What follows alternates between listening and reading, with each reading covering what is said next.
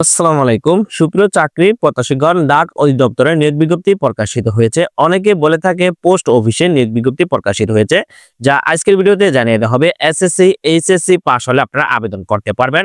তবে সকল জেলা হতে ছেলেমেয়ে উভয় প্রার্থী আবেদন করতে পারবেন। তবে আবেদনের শুরু এবং শেষ তারিখ কবে এবং কি কি পদে আবেদন করতে হলে শিক্ষাগত যোগ্যতা কি প্রয়োজন হবে, এ টু জেড বিস্তারিত তথ্য জানিয়ে দেওয়া হবে আজকের এই ভিডিওতে। সুপ্রিয় চাকরি প্রত্যাশীগণ, গণপ্রজাতান্ত্রিক বাংলাদেশ সরকার অধ্যক্ষের কার্যালয় পোস্টাল একাডেমি রাজশাহী নিয়োগ বিজ্ঞপ্তি প্রকাশিত হয়েছে। ডাক অধিদপ্তরের অধীনস্থ পোস্টাল একাডেমি রাজশাহীতে বাংলাদেশ পোস্ট অফিস গেজেটেড ও নন গেজেটেড কর্মকর্তা ও কর্মচারী নিয়োগ বিজ্ঞপ্তি প্রকাশিত হয়েছে। তবে সর্বপ্রথম যে পদটি নিয়ে আলোচনা করব, ক্রমিক নম্বর 12, পদের নাম হস্টেল অ্যাটেন্ডেন্ট। এই পদের বেতন 8,250 থেকে 20,010 টাকা। পদের সংখ্যা হলো 1। শিক্ষাগত যোগ্যতা প্রয়োজন হবে অষ্টম শ্রেণী বা জুনিয়র সার্টিফিকেট বা সমমান পরীক্ষা উত্তীর্ণ হলে আবেদনটি করতে পারবেন। তবে অবশ্যই সুস্বাস্থ্যের অধিকারী হতে হবে। জেএসসি বা অষ্টম শ্রেণী পাস হলে এই পদে আবেদনটি সম্পূর্ণ করতে পারবেন। তারপর হচ্ছে ক্রমিক নম্বর 11, পদের নাম নিরাপত্তা প্রহরী। পদের বেতন 8,250 থেকে 20,010 টাকা। পদের সংখ্যা হলো 1। শিক্ষাগত যোগ্যতা প্রয়োজন হবে কোন স্বীকৃত বোর্ড হতে মাধ্যমিক স্কুল সার্টিফিকেট বা এসএসসি পরীক্ষা উত্তীর্ণ হতে হবে। তবে অবশ্যই সুস্বাস্থ্যের অধিকারী হতে হবে। সম্পূর্ণ একটি সরকারি চাকরির নিয়োগ বিজ্ঞপ্তি। তারপর আছে ক্রমিক নম্বর 10, পদের নাম পরিচ্ছন্নতা কর্মী। পূর্বের পদবি হলো ক্লিনার।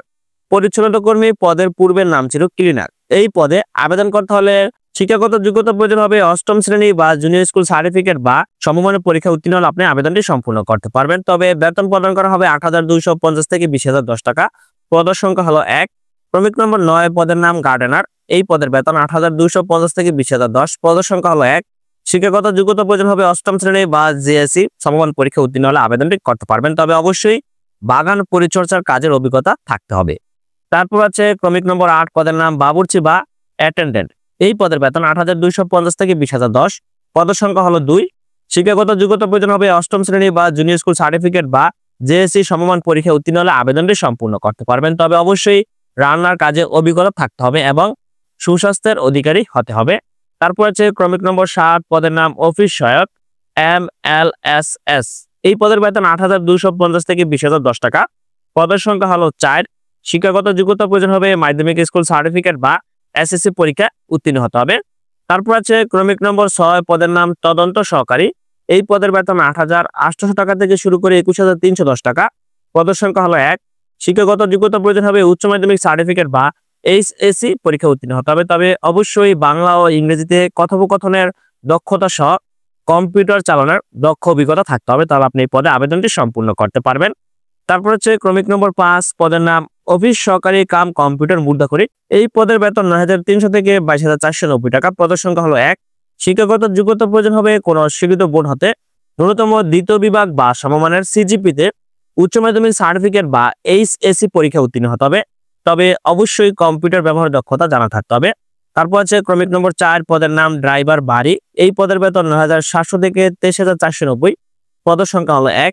শিক্ষাগত যোগ্যতা প্রয়োজন হবে মাধ্যমিক স্কুল সার্টিফিকেট বা এসএসসি পরীক্ষা উত্তীর্ণ হতে হবে। তবে বাড়ি গাড়ি চালানোর বৈধ ড্রাইভিং লাইসেন্স সহ বাড়ি গাড়ি চালানোর 2 বছরের বাস্তব অভিজ্ঞতা প্রয়োজন হবে। তারপর আছে ক্রমিক নম্বর 3, পদের নাম উচ্চমান সহকারী। এই পদের বেতন 10,200 থেকে 24,680। পদের সংখ্যা হলো 2। শিক্ষাগত যোগ্যতা প্রয়োজন হবে স্নাতক বা সমানের ডিগ্রি পাস হতে হবে। তবে অবশ্যই কম্পিউটার ব্যবহার দক্ষতা জানা থাকতে হবে। তারপর আছে ক্রমিক নম্বর 2, পদের নাম 7 মুদ্রাকরী কাম কম্পিউটার অপারেটর। এই পদের বেতন 10,200 থেকে 24,680। পদের সংখ্যা হলো 3। শিক্ষাগত যোগ্যতা প্রয়োজন হবে কোন স্বীকৃত বিশ্ববিদ্যালয় হতে স্নাতক বা সমানের ডিগ্রি পাস হতে হবে। তবে অবশ্যই কম্পিউটার ব্যবহার দক্ষতা জানা থাকতে হবে। তারপর আছে ক্রমিক নম্বর 1, পদের নাম অডিও ভিজুয়াল মেকানিক। এই পদের বেতন 11,300 থেকে 27,300 টাকা। পদের সংখ্যা হলো 1 জন। শিক্ষাগত যোগ্যতা প্রয়োজন হবে উচ্চ মাধ্যমিক সার্টিফিকেট বা এইচএসসি পরীক্ষা উত্তীর্ণ হতে হবে। তবে কোনো স্বীকৃত বোর্ড বা ইনস্টিটিউট বা প্রতিষ্ঠান হতে অডিও ভিজুয়াল বিষয়ে সার্টিফিকেট কোর্সধারী হতে হবে, তাহলে আপনি আবেদনটি সম্পূর্ণ করতে পারবেন। সম্পূর্ণ একটি সরকারি চাকরির নিয়োগ বিজ্ঞপ্তি ডাক অধিদপ্তরের পোস্ট অফিসের। সুপ্রিয় চাকরি প্রত্যাশীগণ, এখন জানিয়ে দেওয়া হবে আবেদন শুরু এবং শেষ তারিখ কবে এবং কিভাবে আবেদনটি সম্পূর্ণ করতে পারবেন। তার আগে জানিয়ে দেওয়া হবে এই সার্কুলারের সর্বমোট পদের সংখ্যা হলো 19টি। প্রার্থীকে সকল পদের জন্য আবেদন করতে হলে বয়স হতে হবে, প্রার্থীর বয়স হতে হবে সর্বনিম্ন 18 এবং সর্বোচ্চ 32 বছর মধ্যে হলে আবেদনটি করতে পারবেন সকল পদের জন্য। তবে অবশ্যই আপনার আবেদনটি করতে হবে অনলাইনে আবেদন করতে হলে অবশ্যই paraz.teletalk.com.bd ওয়েবসাইটে প্রবেশ করে আপনার অনলাইনে আবেদনটি সম্পূর্ণ করতে হবে। তবে অনলাইনে আবেদনের শুরুর তারিখ হলো 30/1/2025 খ্রিস্টাব্দ সকাল 10 ঘটিকা হতে এবং অনলাইনে আবেদনপত্র জমা দানের শেষ তারিখ 20/2/2025 খ্রিস্টাব্দ রাত 11:59 পর্যন্ত। এই সময়ের মধ্যে আপনার অনলাইন আবেদনটি সম্পূর্ণ করতে হবে। অনলাইনে আবেদন সম্পূর্ণ হয়ে যাওয়ার পর অবশ্যই আপনার আবেদন ফি প্রদান করতে হবে। কোন পদের জন্য কত টাকা আবেদন ফি প্রদান করবেন তা এখানে দেখতে পাচ্ছেন, বিস্তারিত দেওয়া আছে, সেটা আপনারা দেখে নেবেন।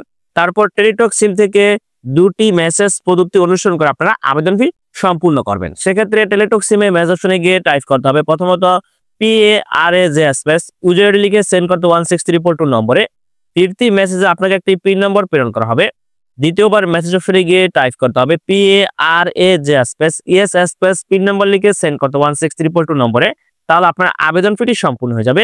সুপ্রিয় চাকরি প্রত্যাশীগণ, বাংলাদেশের সকল জেলা হতে ছেলে মেয়ে উভয় প্রার্থী আবেদনটি সম্পূর্ণ করতে পারবেন। তবে একজন ব্যক্তি শুধুমাত্র একটি পদে আবেদন করতে পারবেন। একাধিক পদে আবেদন করলে আপনার আবেদন বাতিল বলে গণ্য হবে। সম্পূর্ণ একটি সরকারি চাকরির নিয়োগ বিজ্ঞপ্তি ডাক অধিদপ্তরে বাংলাদেশ পোস্ট অফিসে, যা আজকের ভিডিওতে আপনাদেরকে ধারাবাহিকভাবে বিস্তারিত তথ্য জানিয়ে দেওয়া হলো। কি কি পদে আবেদন করতে পারবেন এবং আবেদন শুরু এবং শেষ তারিখ হবে এবং শিক্ষকতার যোগ্যতা কি প্রয়োজন হবে, A to Z বিস্তারিত তথ্য আপনাদেরকে জানিয়ে দিলাম। ধন্যবাদ সকলকে, ভালো থাকবেন, সুস্থ থাকবেন, আল্লাহ হাফেজ।